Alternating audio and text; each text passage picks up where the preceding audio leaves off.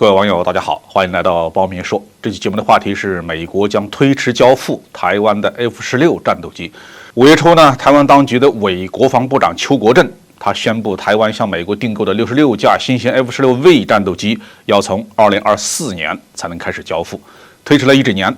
到2026年呢交付完毕。同一天，美国空军的发言人也证实了这个消息。按照美国空军和洛克希德马丁公司的说法，造成这种拖延的原因有2个。首先是全球供应链还没有能够从新冠疫情造成的打击中恢复。第二是盟友空军大量的购买 F-16的整机和零部件，产品需求大幅度上升，对产能造成压力。现在看起来呢，美国国会对这种情况也没有什么办法。在这2个理由当中，第一条显然是站不住脚的。拜登政府上台以后虽然一直在实施所谓的疫情国家紧急状态，到2023年4月中旬呢才取消，但实际上美国从联邦政府到地方各州对防疫工作并不积极，并不上心，社会生活呢早就恢复常态了。洛马公司用供应链受新冠影响作为理由，这肯定是站不住脚的。真正的原因是美国内部的工业基础衰退，导致一批中小型企业关门倒闭。至于 F-16的全球需求上升呢，却是真的。F-16虽然是上个世纪70年代研制成功的轻型战斗机，但是因为它的设计很合理，性能优良，多年以来呢，一直是美国阵营的各个国家的主打轻型战斗机。多年来，洛马公司对它进行了持续的升级改造，直到21世纪的今天， F-16还是一款很有竞争力的战斗机。美国阵营中的多数国家都用 F-16作为主力战机。至于 F-35呢，因为售价太高，再加上美国政府的严格的控制，很多国家是买不到的。乌克兰战争爆发以后，几乎所有国家都担心会不会演变成第3次世界大战，整军备战的行动在整个美国阵营展开。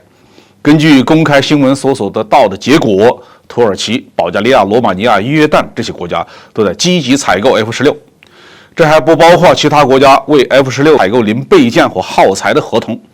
这样的需求显然对 F-16的零配件供应链造成了很大的压力。那么 F-16有限的产能该如何分配呢？这才是美国国会的反华分子们真正感到沮丧的问题。从爆发战争的概率来看呢，台海肯定比其他的地方要高一些。虽然乌克兰战争还在进行当中，可是双方已经沿着东部4州形成了一条相对稳定的战线，俄罗斯人很难继续向西推进，乌克兰军队也不太可能向东突破。这样一来，欧洲、北约国家就不太需要担心战争升级的问题了。随着战线的稳定呢，向乌克兰提供 F-16战斗机的呼声也越来越低。也就是说，欧洲国家的战备压力其实没有那么大。但是在台湾海峡上空，中国人民解放军的空中优势却是越来越明显，两岸的差距也越来越大。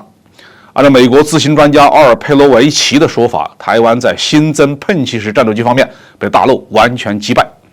在冲突的最初几个小时，台湾的所有跑道都将被炸毁。另外，美国共和党众议员麦克沃尔斯认为，由于大陆不断地举行绕台军事演习，迫使台湾空军要做出反应，所以 F-16战斗机的发动机的寿命消耗正在加剧。